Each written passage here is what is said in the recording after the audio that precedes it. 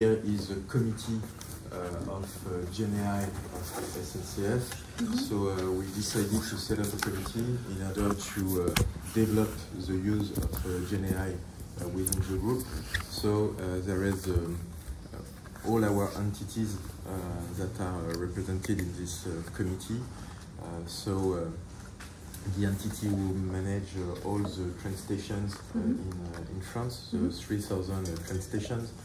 The entity will manage all the support for all our agents. We are 160,000 in France and 260,000 in the world. So we have the entity that give all the support in HR,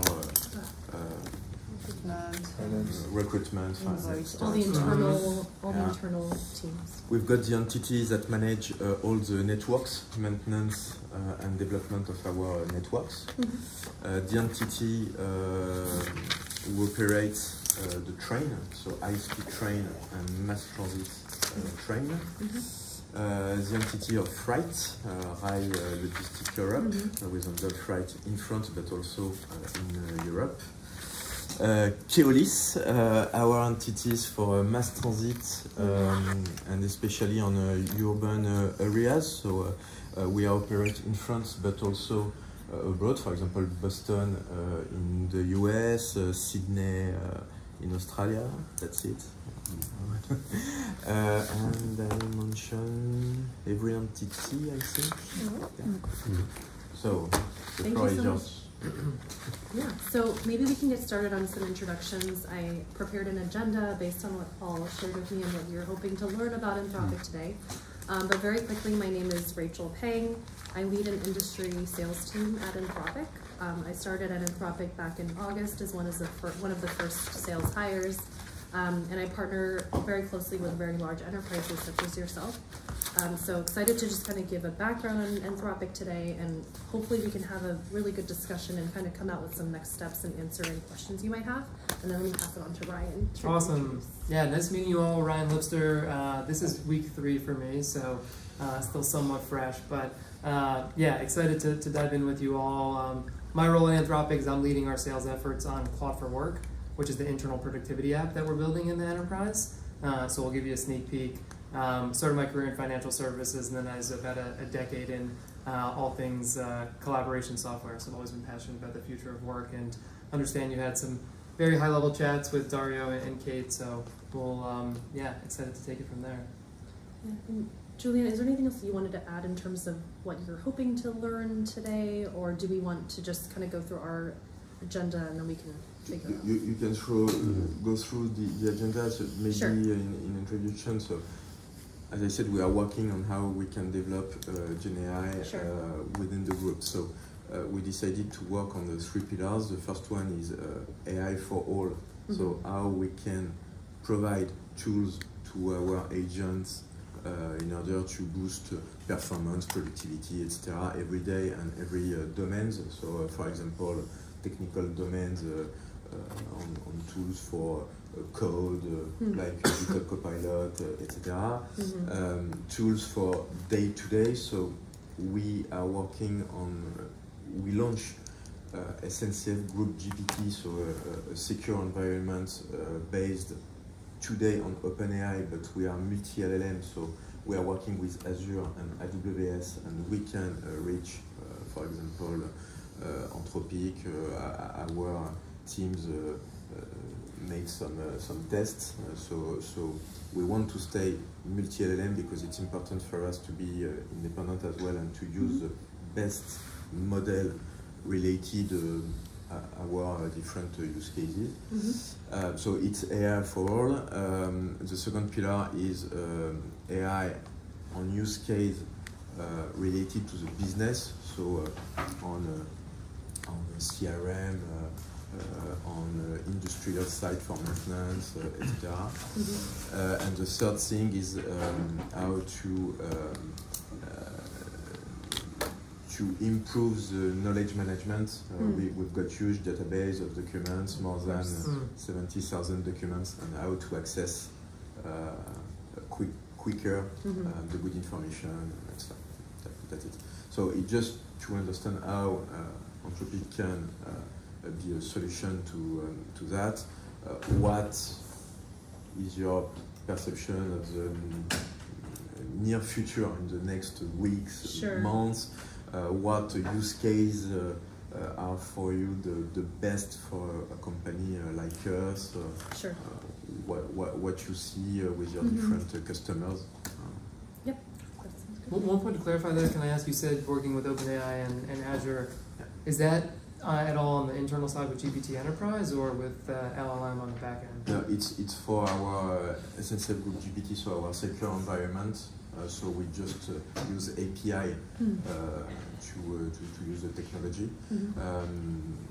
On the other side, we are working on the priority of our best use cases, and then we will need to choose LLM, Anthropic, OpenAI, Mistral, others. Of course. Great. So let's get started. So I would love to just give you a little bit of history of Anthropic. So Anthropic was founded back in 2021. All of our founders actually came from OpenAI. They decided to take a calculated bet because they really strongly believe that although LLMs, the capabilities are continuing to be very strong, we need to really be thinking about how responsible we are with our models.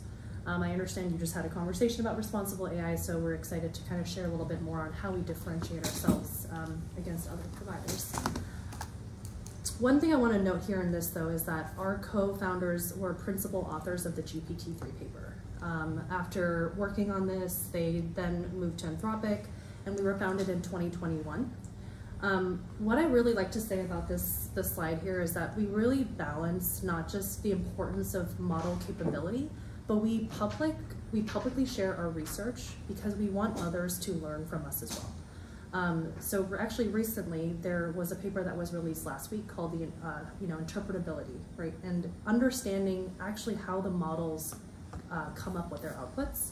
And we share all of our papers broadly because again, we want to really have that knowledge out to the rest of the world and not just to keep it for ourselves.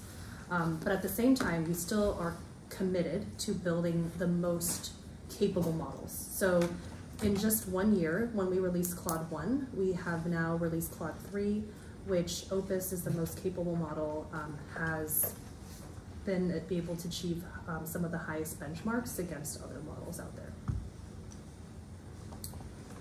So a couple of things kind of touching on responsible AI. So we really pride ourselves on the fact that we are leaders in AI safety.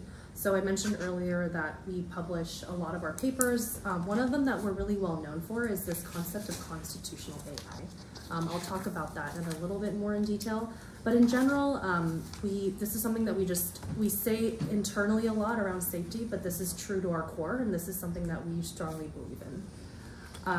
We also are really great partners for the enterprise because we care about mitigating enterprise risk. What does that mean? It means lower hallucinations, right? That's a really big problem. I'm not saying no hallucinations, but lower hallucinations. We are less jailbreak resistant. So independent research papers show that Anthropic models are the least resistant to jailbreaks.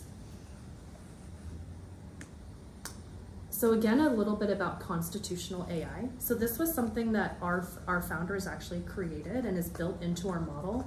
So imagine that we have given a model some of our values. So for example, one of the values is from the UN Declaration of Human Rights. And what happens is when when the base model provides an output, this constitution actually will reward the model for outputs that are in line with that, that constitution. So this helps a lot in terms of just ensuring that not only do we can avoid having all human in the loop feedback, we actually are using this constitution to actually check against the outputs to make sure that it actually aligns with our values. And this has actually helped a lot in terms of our ability for lower hallucination rates. And again, this is just one of those breakthrough research papers that we had come out last year for Anthropic. Just some information. I know that we wanted to learn a little bit more on how we operate in the EU. So currently we are headquartered, or we commercialize in Anthropic, Ireland. Our third-party models, it sounds like you're partnered with AWS, which is great. So our third-party models are hosted in Paris on Bedrock, which is the platform where you can access our models via the API. Standard. As I said, we are on both. AWS platform, so we can access by directly. Yes, exactly. So that's great. And then just something that I wanted to call out was that we have seen some very strong performance on the model with MMLU, which is our massive multi-task language understanding benchmark, as well as the multilingual grade school math benchmark for the Claude models. Were there anything specific, though, that you wanted to ask around how we're operating in the EU? I know that was one of the things that you wanted to talk about. You don't have any office at this time? Any? Office? Oh, in London we do. In London? Yes. And do you plan to open one in Paris? Or? That I do not know. Okay. Yes. No.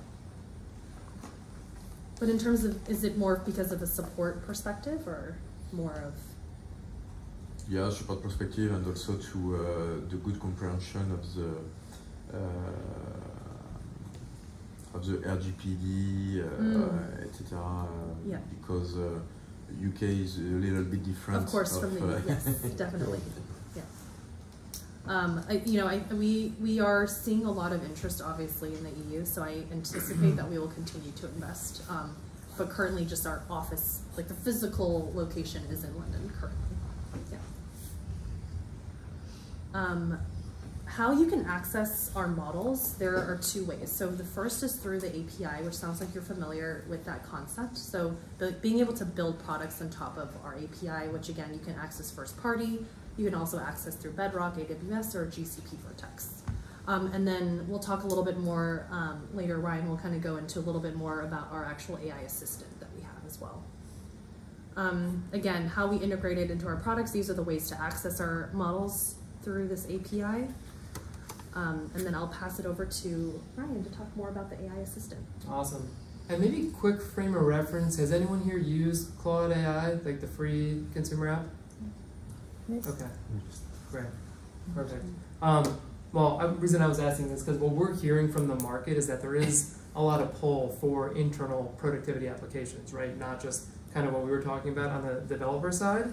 And we want to give knowledge workers access to the latest models, multimodal inputs, and that's kind of like core offering today. But very much what we're building directionally is kind of this new way of working, which is going to be almost like virtual agents, and this idea that your employees will be able to kind of assemble their own dream team of folks that are going to be like a group of claws that are going to be working on a lot of that kind of day-to-day knowledge work. And then, if you go to the next one, yep. We definitely want to help you reimagine every aspect of work.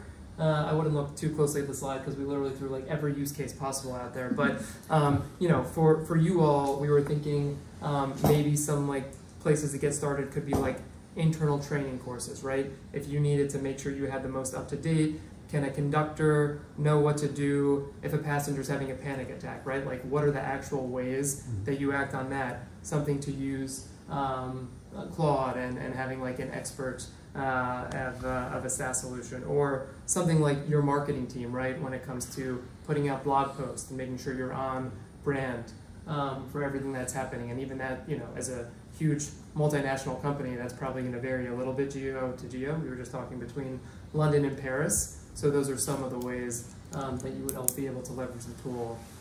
I'm going to pass back to Rachel. I think we had some thoughts here more like on other types of developer type use cases though. Yes, definitely. Thank you. So I wanted to take just thinking about how you could leverage Claude. It could be through API. There's honestly a limitless amount of use cases.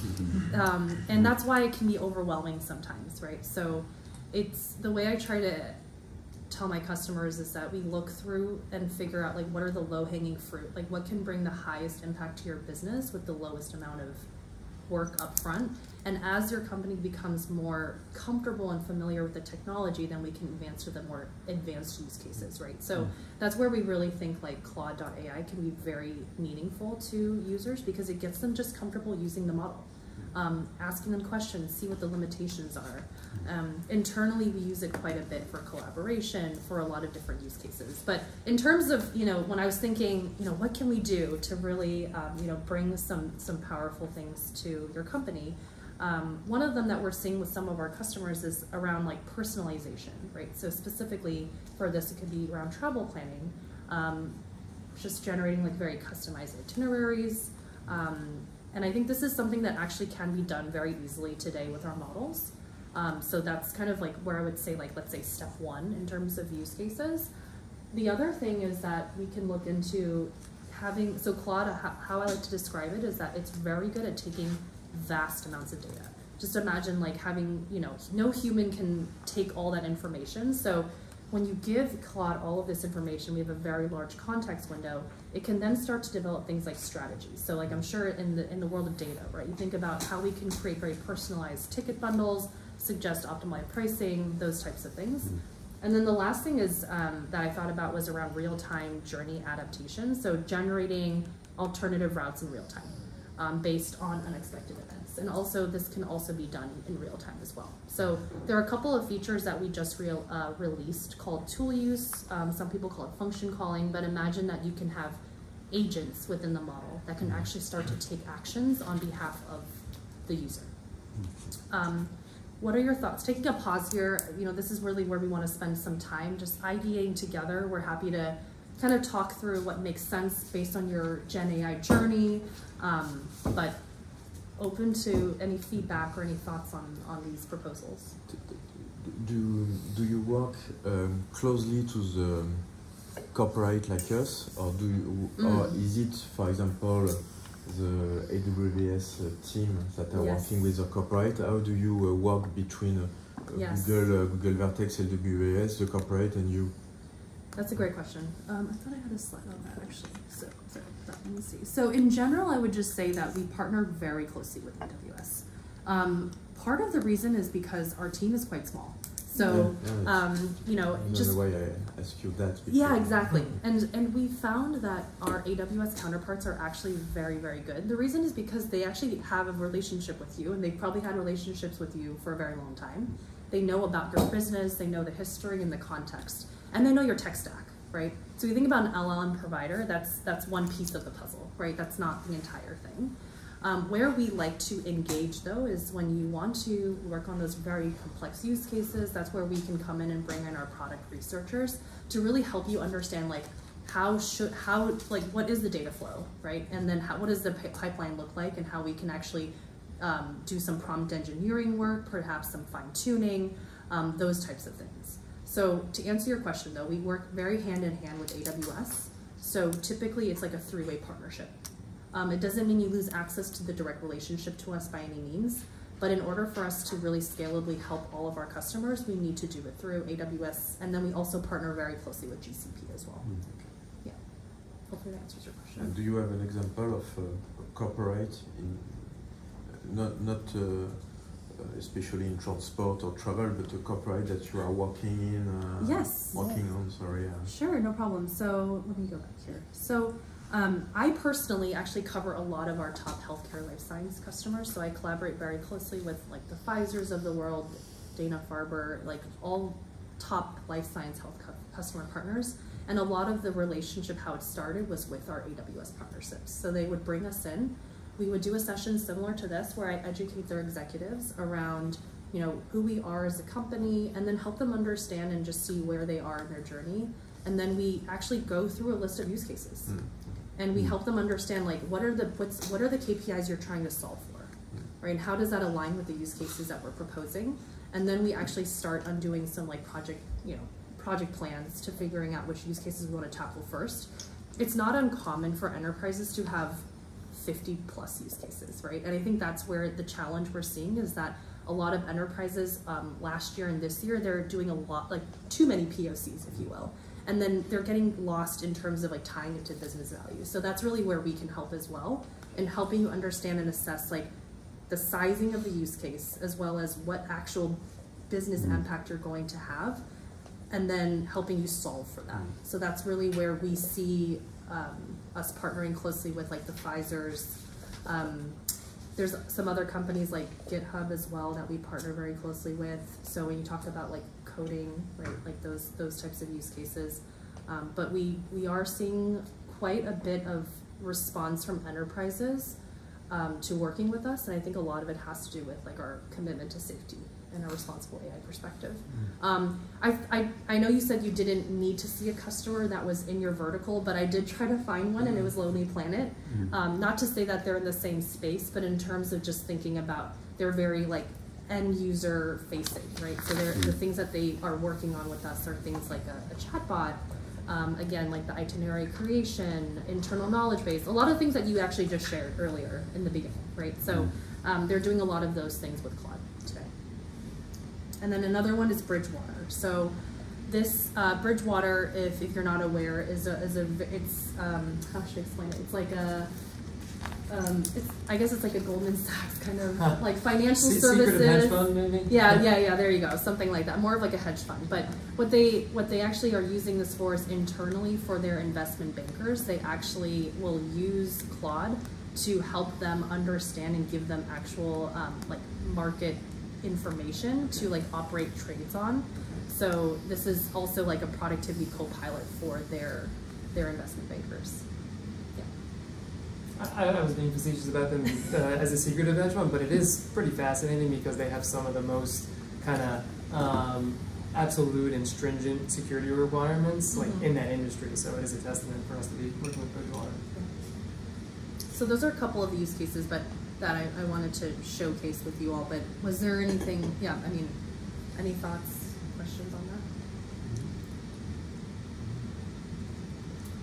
Back to what Rachel was saying around POCs and enterprises trying to kind of figure out how to tie business value.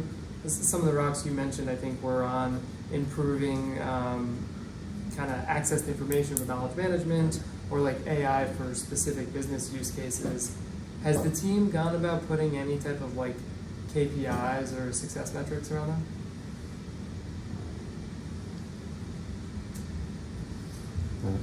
I mean, for instance, if you go back to the use cases, the technique and pricing strategy. I mean, we have been, of course, working on these topics with yield management, with specific, algorithm and companies. So, what we have to the question is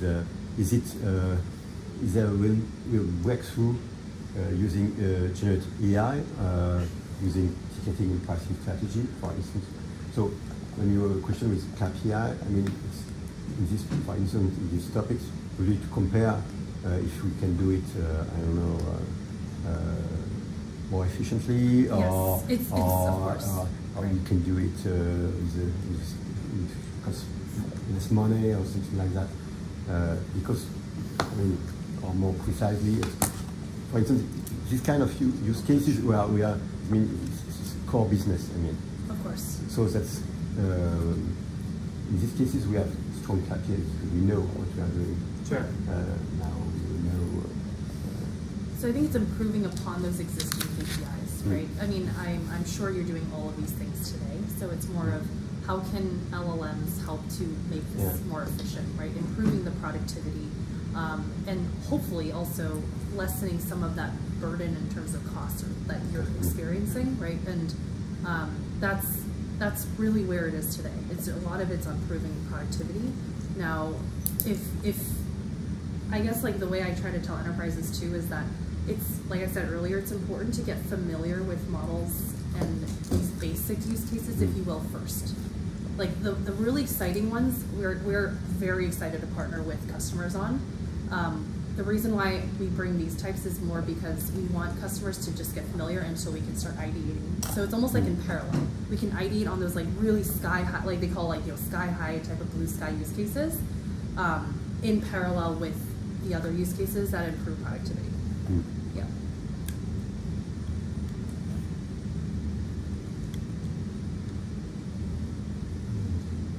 You have any examples in industry? I mean, hard industries such as oil plants or nuclear or whatever, energy, or because it's more something like a B2C business. Something on more industry, heavy industry? To be honest, I don't know if I have any context on the oil and gas, like that type of energy vertical. I can get back to you on that though, if that helps. Yeah. We actually haven't heard that much in that space, to be quite honest.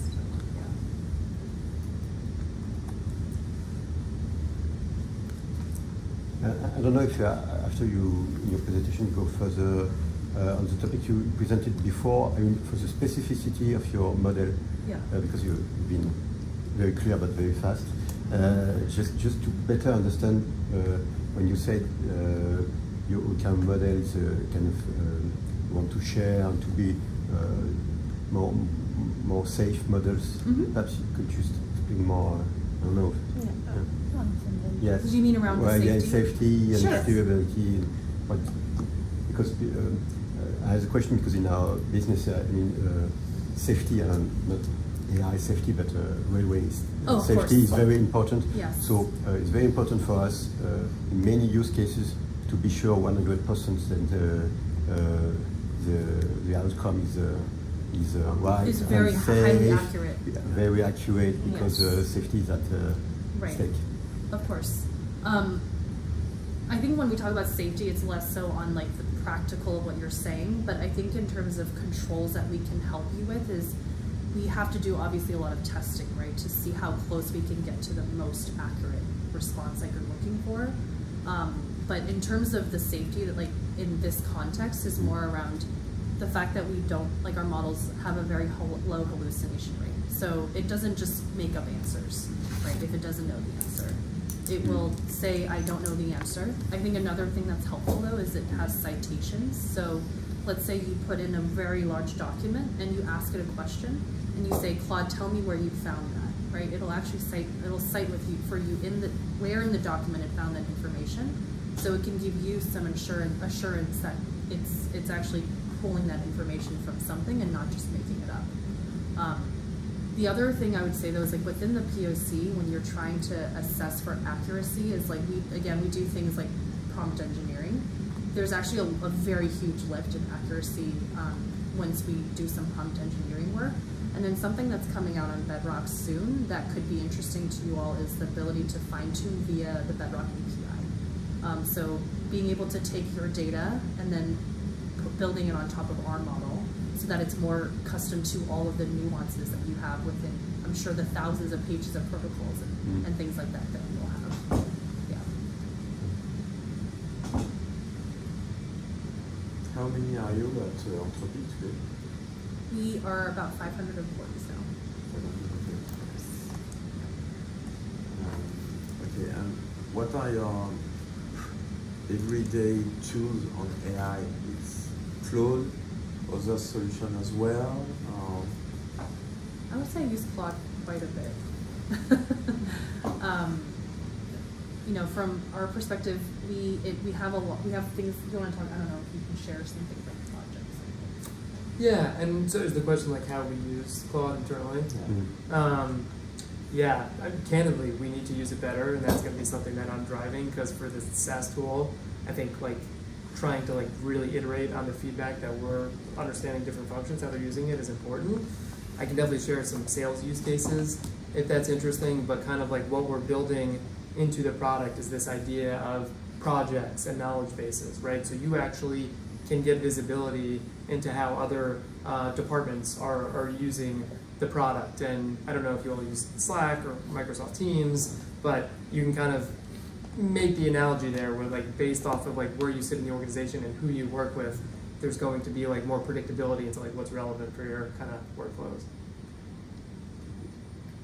But I use it quite a bit for like, we use it quite a bit for templates. So you tell Claude, you give it a snippet, that's what we call it, and it is literally just like instructions that you give every time for a specific prompt. And so it could be like, for me, it's, I'm a sales rep and I just had this meeting with this customer and please structure this like follow-up in this way, or please help me understand a little bit more about this customer and potential use cases. So there's a lot of, there's a lot of different, I would say, use cases that we use internally, but typically I'm on Claude a lot every day. Yeah, yeah. Yeah, I used it to prep for the meeting a little bit, right? Like pumping in some financial information to see like what are trends in your old businesses and kind of like what are some ways you might be able to use Claude. Two things for me. The first one, I would like to know concretely your energetic impact policy. And the second one, if it's not confidential, could you share us your technical roadmap for the following months, if it's possible? Yeah, unfortunately, I don't think we have an NDA, so we cannot share that. I think we should get an, I think as a next step, we should definitely get an NDA in place so that we can share. But rest assured, we are always working on a new model. That's all I can say. It's not going to end with 3. Yeah, we're not ending with 3. We're always actively working on our next model. Yeah. In terms of your first question, though, it sounds like more around environmental impact. Yeah, is that policy, correct? yes. Yeah, so I don't. Impact. Yeah, I'm not an expert on it. It's definitely something we are very aware of. We work with a third-party advisor, if you will, that kind of helps us measure the environmental impact we have. So I can find that information and share it with you as a follow-up. Yeah, but it's definitely something we think about. We know that it's the compute power that's needed to create these models is not insignificant. So, yeah. I asked Claude to have some detailed information about Anthropic, but nothing beyond August 2023. Yeah, that's correct. So it's more or less 1 year. Yep, all models are like that, right? So you think about when we train the model, it's not on future data or existing data. There's a date of when we stop training the model, and that's consistent with every foundation model. Yep. So that's why there's something called It's an issue. It's a real issue for the actualities or to have up-to-date information. Of course. So yeah, I was going to go into that. So there's something called tool use, which you can actually give Claude a function, which it can call the internet. Okay. So then it has access to live data. Yeah. So actually, I can show a demo of this if that's helpful to see actual Claude doing that.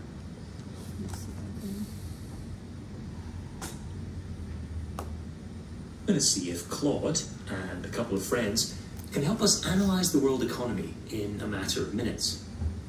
Okay, I've asked Claude 3 Opus, which is the largest model in Anthropic's new Claude 3 family, to look at the GDP trends for the US and write down a markdown table of what it sees. We've given Opus and all the other models in the Claude 3 family extensive training on tool use, and one of the major tools it's using is this web view tool. Yeah. It goes to a URL, looks at what's on the page, and because it's multimodal, it can use the information on that page to solve complex problems. So here's the markdown, and it's important to note that Claude doesn't have direct access to these numbers. It's literally looking at this same browser you and I are seeing, looking at the trend line, and trying to estimate what the exact numbers are. Let's see how accurate it was. We've asked the model to create a plot of the data, and it's used this second tool, this Python interpreter, to write out the code and then render the image for us to check. And here's the image. Look, it's actually added helpful little tooltip animations to explain some of the major peaks and troughs in the last decade or two of the US economy. And we can compare that graph with the actual data, and it turns out it's pretty close. It's actually within 5% accuracy. And by the way, Claude's transcription here isn't just coming from its pre-existing knowledge of US GDP. We tried it with a large sample of made-up GDP graphs, and its transcription accuracy was within 11% on average. Next, we asked the model to do some statistical analysis, projecting out into the future, performing simulations to see where the GDP of the US might head. And we can see that it's run this analysis using Python, and it's able to perform these Monte Carlo simulations to see what the range of GDP possibilities might look like for the next decade or so. But I wonder if we can go further. We're going to get the model to analyze a more complicated question, that is, how GDP might change across all of the biggest world economies. And then to help it do that, we're going to give it one more tool called dispatch subagents. This basically allows the model to break down the problem into lots of subproblems and then write prompts for other versions of itself to help pick up the slack. The models can then complete a more complex task by all working together. Here you can see it's written this prompt and given very precise instructions that it wants the other models to follow, including a format for the data that it's hoping to return. It's dispatched a version of this prompt to one model that's going to look at the US, one for China, one for Germany, Japan, and so on. We can see in these progress bars that the subagent models are now completing the set task for each of the individual economies. They're going to the relevant web pages, they're getting the information, they're running the code to analyze it, just like we saw in the previous US example, but all in parallel. Let's just skip forward to see what the model produced. You can see it's run the analysis, it's produced a pre and post pie chart of how it expects the world economy to look in 2030 versus 2020, and it's given us a written analysis too, where it makes verbal predictions that relate to the statistical analysis that it ran. It's telling us that it thinks the GDP share for particular economies will change, which ones will be larger or smaller by 2030. So there we have it, complex, multi-step. One thing which is key is the prompt and the good prompt. So how do you help your customers to be trained on your model, because there is specificity between you, OpenAI, and others? So. I'll just say this, that as the models get better, the prompting is a lot better out of the box. So we've actually seen customers, they can drop OAI prompts into Claude and it does really well. That's like the first step, right? But the second step is that's when our product researchers come in, and if you share your prompts with us, we can help you refine them so that it gets the output that you're looking for. And that's really where our expertise will come in. But out of the box, it's actually quite good already. We also have a lot of enablement that is public for like prompt engineering workbooks, trainings, to help people get up to speed on how to prompt effectively within Claude.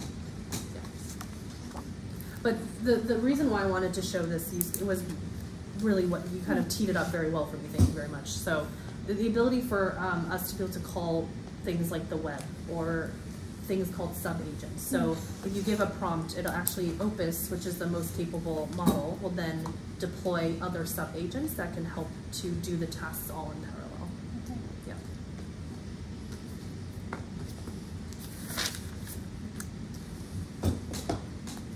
So it's a way to build agents? It's through tools. Yeah, based on the, okay. And it's, another term is called function calling. I'm not sure if you've heard that terminology, but function calling is.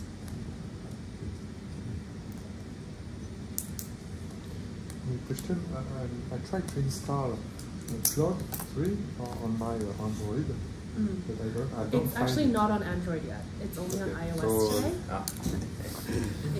It will again, one of those things where I can guarantee we are working on it. Ah, good. Yes. Pourtant Google a mis 2 milliards, mais ça suffit pas. Yeah. I know there's a lot of probably jokes that you can say about why we chose iOS first. Google, 2 billions from Google is not enough. You talk about But you can still use it on your browser. GCP, yes, of course. Yes. Yeah. So, but no, feedback duly noted. Yes, I think. And it's possible to have the instance on-premise in your infrastructure? No, it's not. It's Just not an on offering today. AWS or GCP? Or you can also access first party. Yes. So yeah, AWS, GCP, or first party. You can access This. What is first party is just accessing our API through Claude.ai, like directly with us. Not through a cloud partner. Directly? Not with a cloud partner. You can do it directly with us. Okay. Yeah. You have your own infrastructure. We do. Okay. I mean, we are also with other cloud providers as well. But But the reason why most customers want to do it through Bedrock and Vertex is also because of the security measures that are in place, right? And it's also been vetted. It's already been vetted by your it's already been vetted by your CISO, procurement, all those things. It you can procure through the marketplace, so that it can go against your commit with the cloud provider. We are doing it obviously for more ease of use. Yeah, for our customers, but you can access us through first party as well.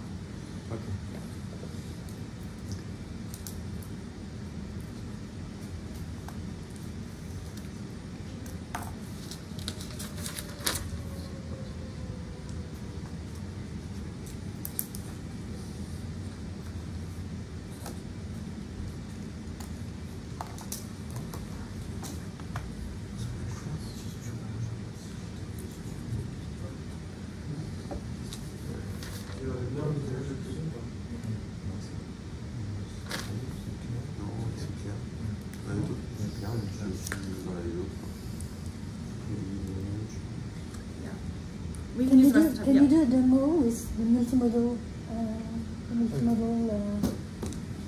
function?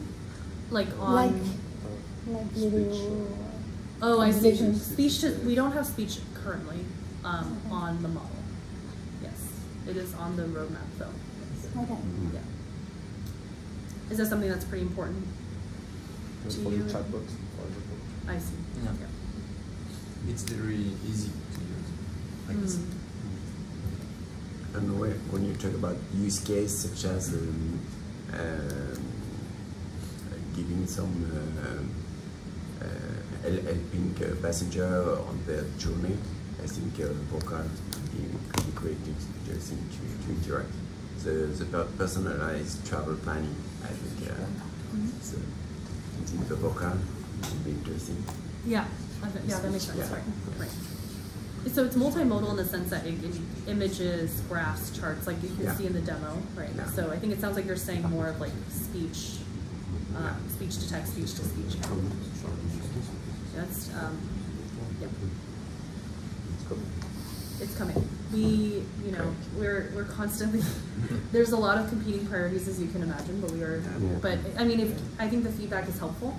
I think it would be helpful for us to also understand a little bit more on, what use cases you're thinking about. I'm sure there are many that you're thinking about, but if there's any top of mind that can, give us feedback as well, and we're always relaying that to our product on how to prioritize with our customers. So. Yeah, like that one specifically is the idea to just call up on your phone through speech, or to actually like have kind of more in-depth use cases there.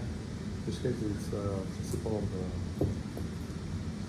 the phone and to interact with or for instance, call centers when people are calling to change tickets or to be refunded.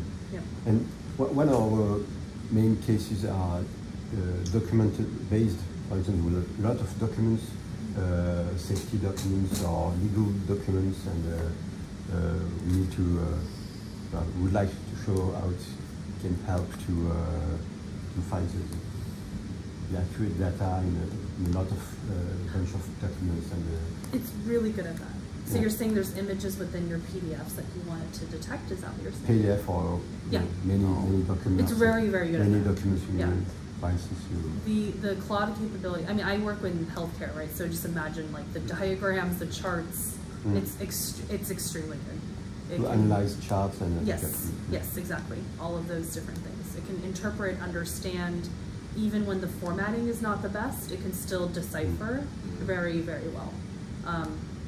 I mean, I had a customer actually recently tell me, it was the CTO of a pretty large life science customer, and they did a comparison with another comparable model. I'll just say that, and Opus did better. It was able to detect like one very, very small circle that indicated like some button or something like in their diagram, and it was able to see that with the color.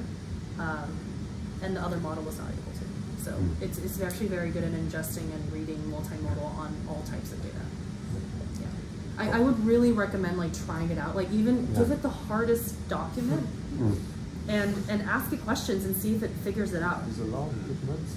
Yeah, it can. I mean, it's a 200,000 context window. It's quite large. Yeah, yeah. So. Even in diagrams, because for instance, we have a lot of process. Yes. And when you're flow charts for maintenance, train maintenance, flow charts, and you want to do what have to do now. Exactly. it's very good at following the steps, processes, those types of things. Yeah. What is your policy in terms of privacy of the data that we give as input if we give you a document, for example? Sure. So anything you put in Bedrock, we do not see. There's no, the model lives on Bedrock. Our copy of the model lives on Bedrock. And you can access our model there. We see there's zero data retention if you access via Bedrock. And the reason why we're doing that is because customers obviously don't want us seeing things like their inputs, outputs, etc. So we don't see anything.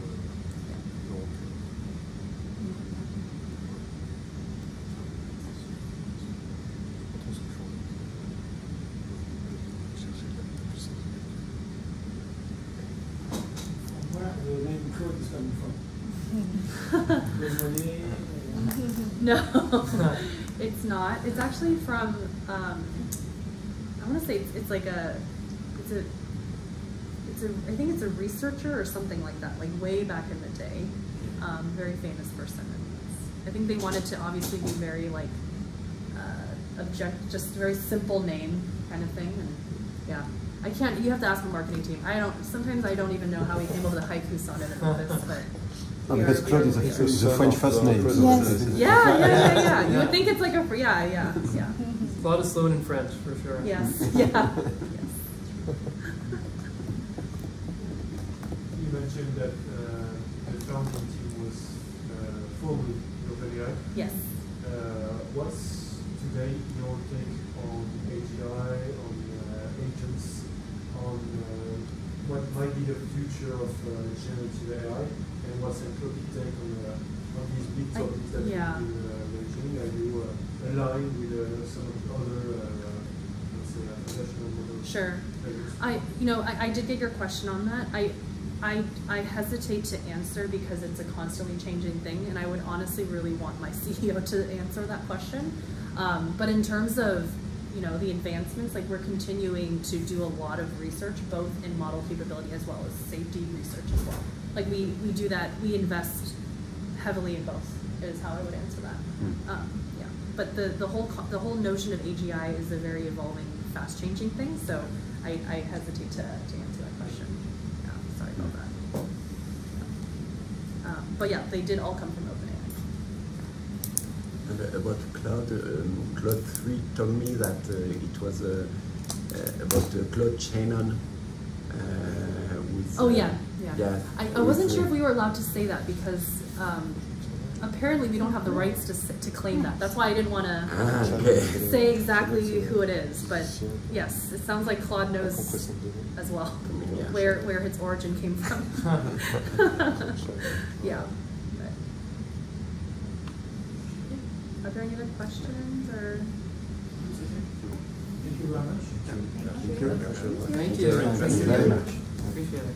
Thank you for working on the business case and the suggestions. Yeah, of course. Thanks. This case was nice of you. Yeah, of course. And to come to visit us also. Where are you located in San Francisco? Yeah, we're like down the street on Howard, like right by the Salesforce Tower. All right.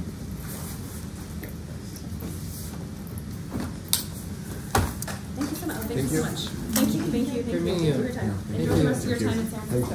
Yeah, thanks so much.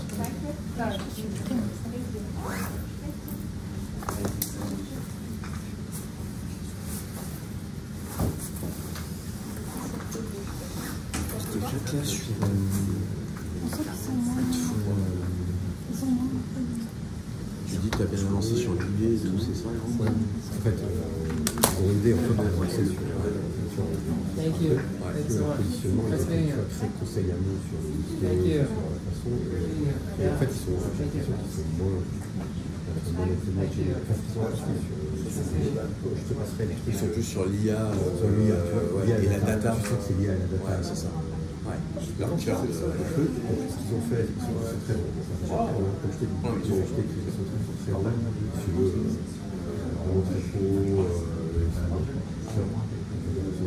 même ça. Ah non, pour rien de spécial. Je sais que tes équipes ont fait des tests. d'accès. Je sais pas ce qui... Ouais, il faudrait sachant qu'on a des meilleures relations avec AWS qu'avec Microsoft. Ah ouais, non, mais ils n'ont pas dit avec eux. Et après, c'est un peu la question que j'ai quand on discute je me demande s'il n'y a pas séparé par domaine ou par équipe, il ne faut pas faire des choix techniques. Non, mais tu vois, un choix dans les choix techniques, il y a un moment, tu dis, tiens, pour s'inviter, par exemple, je fais celui-là. Tu vois, par exemple, tout à fait, tu dis, sans le use case, tu dis, tiens, je fais après, mais sans être tout en gardant le fait que tu peux changer. Non mais bien sûr, parce que tu peux pas, on peut pas tâtonner continuellement. À un moment, tu investis quand même. Donc je suis d'accord avec toi. Et donc si tu investis, on va pas te doubler les noms qu'on soit multi-LLM et en fonction des use cases, t'as raison.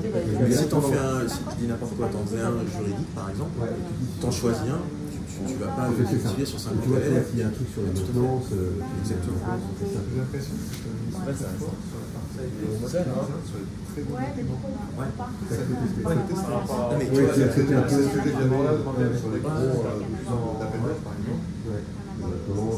tu casses les deux LLM, tu vois. Je pense que les autres qui sont en interface, machin, etc. Tu vois, peut-être qu'un bot de relation client, etc. OpenAI est meilleur. Et eux, par contre, sur rechercher un truc dans un document, machin, ou des docs techniques, c'est eux qui sont. Je pense qu'on a quand même pas mal de. C'est pour ça, en fait, c'est une classe, effectivement, sur le domaine, on se dit, bah, tiens, quand même, c'est la qualité de l'information, c'est le côté aussi équitable, de confiance, etc. De toute façon, il y a un moment, il faut investir un minimum, si on veut. Le risque, c'est le truc, le même pour tous les use cases, c'est trop de trucs. Comme ça, c'est un petit peu. Pour finir sur Artificielle, c'est intéressant parce que et si tu veux, le démarrage à cause d'Artificielle. En fait, il y a une phase un peu de. Même ceux qui sont plus lancés sur l'idée, si tu veux, tous les autres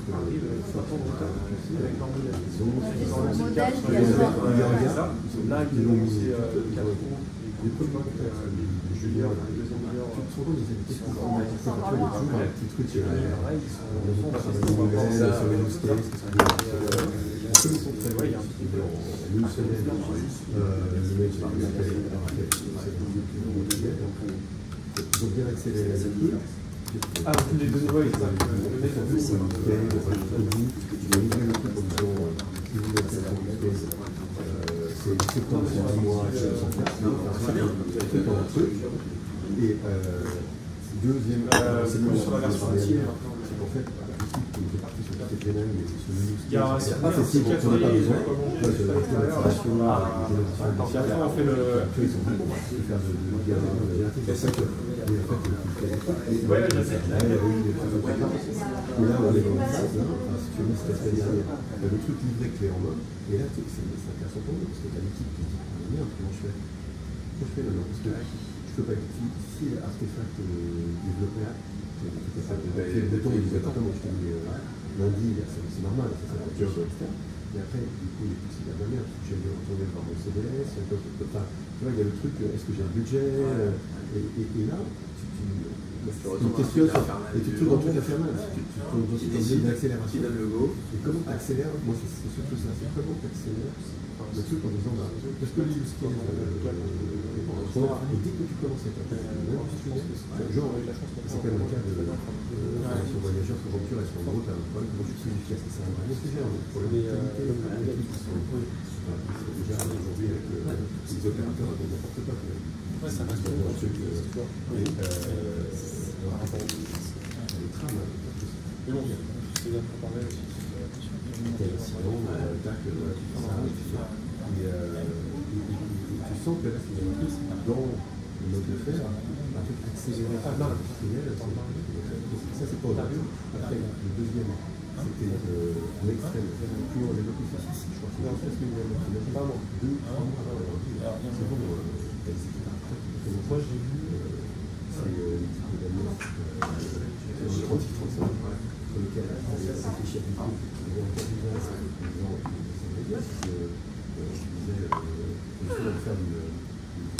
Toujours se promener avec son Toujours. Ah oui. Quoi qu'il arrive. Au lieu de dire taper 1, taper 2, taper 3. Au lieu de faire le SVI, tu dis, j'avais un aller-retour, machin, j'avais changé, etc. Et pouf, tu renvoies. Et tu poses la question, est-ce que vous voulez si tu veux, le premier le mec, je peux bien le comprendre. Il n'y aurait pas extrêmement vite. Le mec, je peux bien le comprendre. Oui. Lui non plus, il ne comprenait pas, je crois. En fait, je pense qu'on ne s'est pas compris pendant une heure. On n'a pas compris trop, ouais. Autant sur vraiment le phrasé que sur même ce qu'on attendait.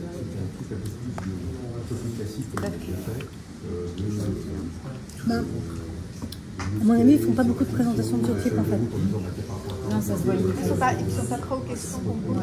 Chaque question, ils étaient un peu perturbés.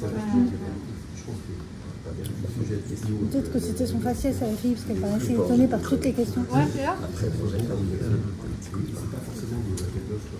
Tu veux la sucre séchée? Peut-être, c'est bien. C'est pas du thé, c'est une infusion. Comment pas grave. Ça sera toujours mieux que de l'eau sur le feu. C'est ça. On les sent quand même bien derrière. Hein. Carrément. Ouais, en maturité.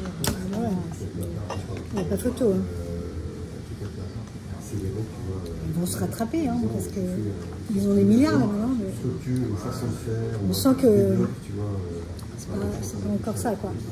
Parce qu'en fait, si tu re-rentres après, même pour les ceux avec plein de... T'as pas trouvé? Ah ben, le jour qui va développer des points oui. préparés, avec la version pro de ChatGPT, ah, j'avoue. Ouais. Donc voilà. Après, c'est vrai qu'ils sont moins préparés sur la partie sales. C'est pas finalement techniquement, bon, on voit qu'ils sont quand même un peu derrière. Ouais. Mais sur la qualité, a priori, c'est ce que disait Paul, c'est les plus proches de la technique en qualité. C'est vrai que c'est peut-être en sales qu'ils sont moins... Non, il n'a pas envie de faire de démo. Il n'avait pas envie de faire de démo, la fille. Elle n'avait pas envie de nous montrer son produit, en fait. Elle avait peur de ce qu'elle disait, peut-être parce qu'elle a compris qu'on parlait direct avec son CEO. Ouais, tu la sentais pas sûre de ses réponses. Non ? C'est possible. Et après, ce qu'il faut, c'est se dire... Elle n'avait pas envie de trop de s'avancer, quoi. Ah, alors pourtant la version plein de tout le monde peut y avoir accès, on aurait pu faire un truc en direct, mais rien de secret. Ouais, en fait le modèle il est bien, ne prenez pas de risque à faire une démo. Ouais, non, j'ai pas compris pourquoi ils sont restés à regarder.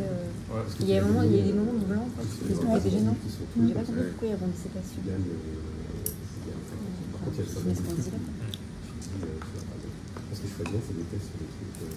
À l'occasion, par exemple,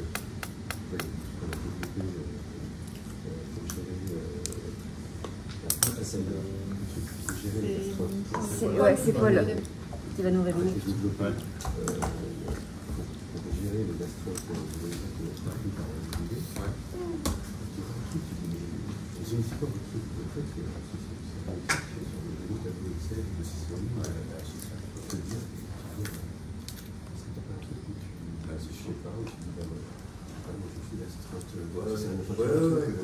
Je te dis, tiens, si je vais faire le test, si je vais développer ailleurs, prendre ça, qu'est-ce que je ferais?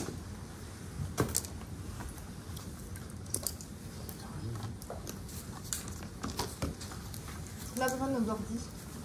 Si vous avez des ordis, c'est mieux. Au moins 1 sur 2. C'est pas la peine que tout le monde ait un ordi. Moi, je sais pas, Moi aussi, on est dans ma chambre aussi. Moi, je vais aller chercher. Ok, bah oui. Ou un iPad, un iPad, ça va aussi. Il faut juste avoir accès à Internet.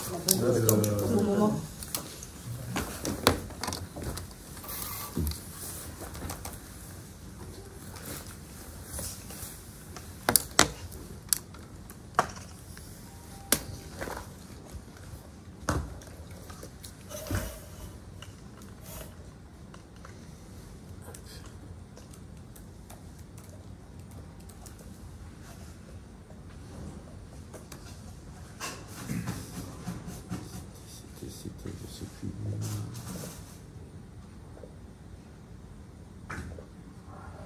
guests up.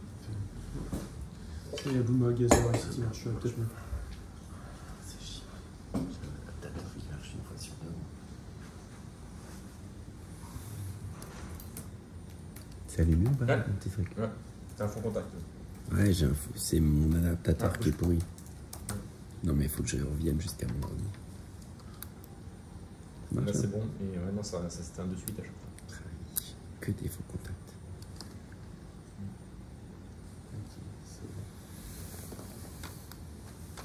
Ouais, hop, là ça s'éteint. Putain.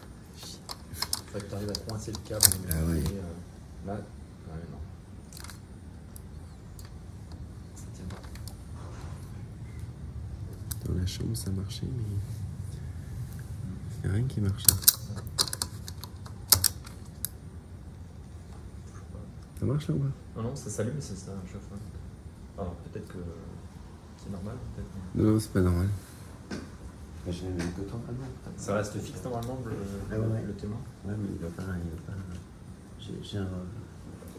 Mon adaptateur marche pas bien. Vous avez accès à ChatGPT 4o? Un certain ont accès? Ouais, moi j'ai accès. Oui, j'ai accès sur mon téléphone. On est plusieurs. On passe nos journées dessus. Ouais, c'est ce que j'ai cru comprendre. Mais bon, j'ai un compte en plus s'il faut. Bah, nous on a bien avancé, tu sais, avec mon équipe là. On a passé 3000 personnes là, déjà. Ah ouais? Et on sera à 7000 à la fin de l'été. Sur de l'acculturation du ouais, coup? on fait des ateliers sur l'IA gênée, comment on se fait. Je vais essayer de me mettre là-dessus parce que. Et puis ensuite atelier. On utilise notre plateforme. On fait du texte-to-texte, texte-to-image. On montre quelques solutions comme Engine, tu vois, sur la puissance de l'outil en termes de traduction. On a déjà fait des cas d'usage avec une direction internationale. Vous faites du prompting du coup sur les règles de Et ensuite on sensibilise, je je vais pas dire de forme, on sensibilise au bon prompt. Ok. C'est très bien. Ces séances sont en général il est pas allumé les points.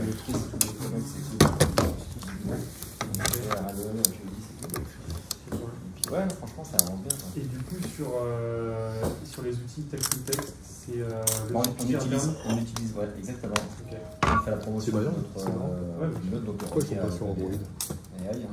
Je sais pas, ils ont priorisé. Après, je sais pas, en bon développeur, ils travaillent tous sur Mac, donc ils sortent d'abord tous leurs trucs sur Apple, mais oui, c'est pas compliqué.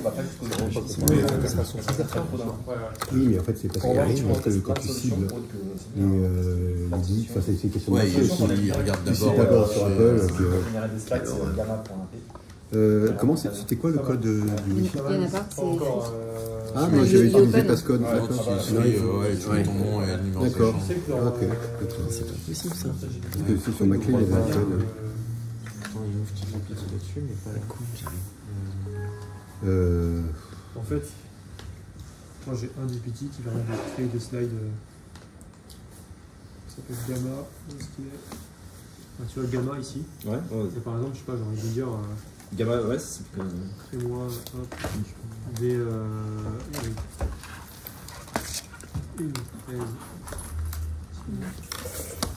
sur San Francisco.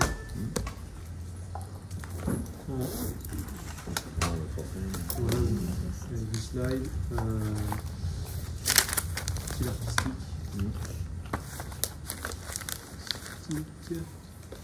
Du coup, là, je vais entraîner. Donc, on dit voilà, je vais le